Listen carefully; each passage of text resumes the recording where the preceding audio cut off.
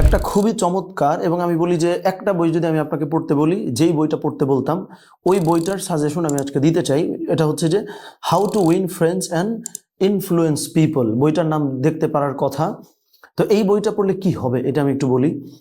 যে আমরা আমাদের হাউ টু উইন নাম থেকে আসলে বোঝা যায় যে বন্ধু বান্ধব সহ সবাইকে আপনি কি করে একদম জয় করতে পারবেন, মন জয় করে ফেলতে পারবেন, মানুষকে কিভাবে প্রভাবিত করতে পারবেন, এই জিনিসগুলো বলা হয়েছে। একটা উদাহরণ দিই, যে কথাবার্তা বলার ক্ষেত্রে আমরা যদি মানুষের নামটা মেনশন করি, তাইলে মানুষের অ্যাটেনশন ইনস্ট্যান্টলি মুহূর্তের মধ্যে আমরা পেয়ে যাই।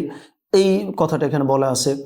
তারপরে হচ্ছে যে আমরা যখন কাউকে সম্বোধন করতেছি বা কথাবার্তা বলতেছি, সেই ক্ষেত্রে যতটা আমি বলবো তার থেকে বেশি যদি আমি শুনি, তাইলে কিন্তু যার কথা বা যার সঙ্গে আমি আলাপ করতেছি তার মন আমি জয় করতে পারবো, তাকে দিয়ে যে কোনো কাজ আমি করাইতে পারবো।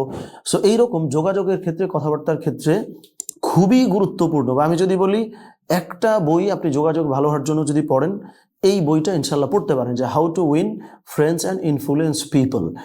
বইটা সংগ্রহে থাকলে কমেন্টে একটু লিখে জানান এই বইয়ের সব থেকে দামি শিক্ষা আপনার কি, অথবা ভিডিওটা শেয়ার করেও অন্য কেউ যেন এই দারুণ বইটা সম্পর্কে জানে, এই সুযোগ করে দিতে পারেন ইনশাআল্লাহ।